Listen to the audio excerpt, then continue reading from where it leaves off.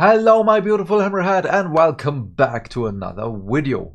I'm sorry, I'm a little bit late today. A friend of mine needed a little bit of help, and when someone asks you for help, you don't say no, you say how may I support you. And my support for you right now is the latest Warhammer community article published by the community team, and so we're diving straight into it, literally, because Poseidon has entered the chat. But before we look at the new Prosecutors, which we already presumed would arrive today, we are looking at White Dwarfs issue 500.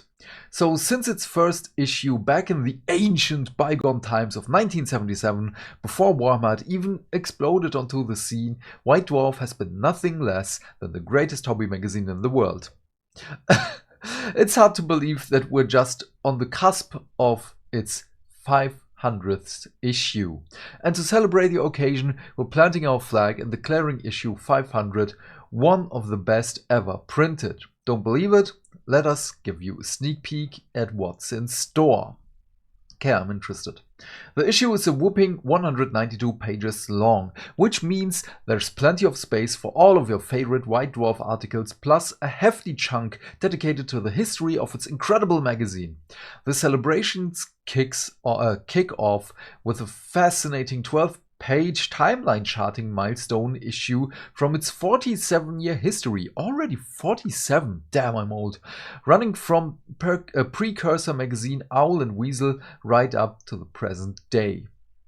Whether you're a seasoned White Dwarf reader or a fresh-faced newcomer, there's tons to see across more than 100 iconic covers. If you've ever wondered when Grombrindal got his name, what Fanatic magazine was, oh, that's right, that was something, or how many times the title has been shamefully vandalized by orcs and gobos, we've got your answers. Okay, interesting. I like this one. It wouldn't be an issue of White Dwarf without a battle report, but how do you do such a milestone justice? Play a brutal campaign across multiple games and tables, feature a massive coalition army spanning several factions together, make it 36 pages long? If you answered all of the above, then good news. They should just have said yes. The invasion of Samarkis has all the DNA of a legendary battle report for the ages, starting with an intense close-quarter boarding action, ooh, nice, and kill team operation, nice, before moving out to an all-out 3,000 points per side brawl in Warhammer 40k. Interesting, I like this. After a year of working away tirelessly, the Evermetal team returns to the pages for a monumental feature, creating dioramas fit for a White Dwarf cover. Evermetal have a long history of presenting in-depth tutorials and painting showcases throughout the magazine's lifetime, so despite the enormity of the task given to them, they've produced no fewer than 6 incredible compositions. The Water of Lethis. Lethis, by the way, is the goal of Cato Ezekiel in his latest novel. I'm sorry, I'm also late with that one. I hope that I will publish my Black Library review for Dead Kingdom tomorrow. But okay, they also have a complete guide to painting your own copy of Grombrindal's new miniature, including full paint mixes and step-by-step techniques that content lead Max used to paint the box art. Ooh. We were honestly intimidated when we found out that the gleaming gold on his axe uses no metallic paints whatsoever, NMM, but the guides came to the rescue and proved it's something that us regular humans can accomplish. Yes. But what if you want to use your new White Dwarf on the tabletop? Have no fear, the magazine includes rules for taking Grombrindal onto the furious battlefields of Warhammer Age of Sigmar, Warhammer Underworlds and Warcry. And if that's not enough Duardin for you, the skyport of Barrack Thring comes under assault from the Gloomspite Gids, and a new short story by Chris Thurston. Nice. Add together all of that, you're still not even halfway through everything contained in this mammoth issue. Damn. The White Dwarf Bunker is back with the finale of the Bastio Sector campaign entries from an international painting challenge, new sceneries, scenarios for your favorite games, and both painting and gameplay tips from the pros. The Age of Sigmar, Tale of Four Warlord Saga is also coming to a close in this issue, with our quartet proudly unveiling their collections in all their glory. On top of all that, there's even a new boarding action mission where entire halves of the battlefield rotate. Nice! We're out of time. Okay, yeah, that's just the merch box, which I really do not care about because it's probably way too expensive for a t-shirt, a hoodie, 6 postcards, a notebook, and a displate. The displate, by the way, for me personally, is the best thing in here because it's displayed and not a regular poster, so kudos on that. So, but before we go further to the end of the video, I already had to watch the video, I'm sorry. New Stormcast Eternals, Prosecutors soar into battle on wings of azure flame. So, this is amazing. I should mute. Don't want to get copyright stricken. Stormcast Eternals reinforcements are here. Like the Liberators, like the Reclusians. The Liberators, the Prosecutors right now are in a very, very unique position, as Bellacor's Cursed Sky is still, well, ongoing, and Prosecutors are, well, airborne. They are very, very close to get their souls, well, tormented in a huge Vitamic splendor. Let's just call it that way. And here it is, in its full glory. That's why I made fun of it with Poseidon has entered the chat, because the trident looks, the helmet looks a little bit, I'm not that big of a fan, but I must admit this is one of the few times, not first times, I already did it, as I've said a few times, that I read the article beforehand. And the asterisk here says that we will have the option to have the closed helmet, which I really, really do prefer. The one thing I do not prefer is, what's up with the spikes? I don't get the spikes here. But yeah.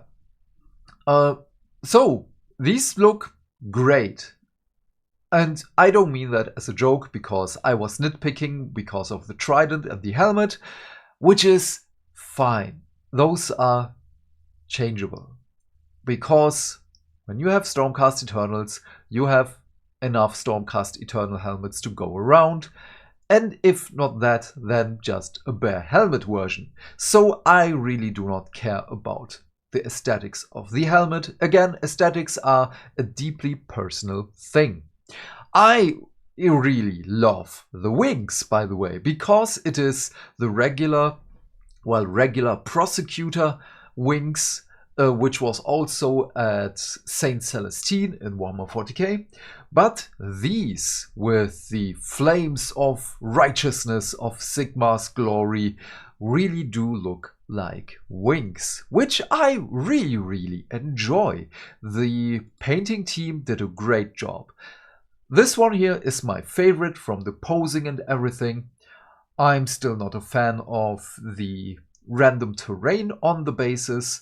I must admit I'm probably one of the few who enjoys the plastic rods, even though I'm priming them with the model. But for me personally, it's still better than random ruins, because when my terrain doesn't fit the aesthetics of the base, then it's kinda jarring for me. But okay. We have the Ruination Chamber ability. Once per army, it's a reaction.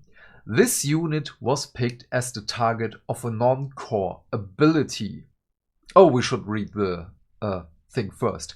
One benefit of this cycle of death and resurrection is that the souls of the Ruination Chamber are so hardened that even the ruinous powers can struggle to find purchase, and some of the most destructive energies in the mortal realms often have no effect on them. While some units are able to naturally resist magical attacks, the Ruination Chamber ability can negate nearly any type of targeted enemy ability other than attacks. Though Ruination Chamber units' armor is often up to that task anyway.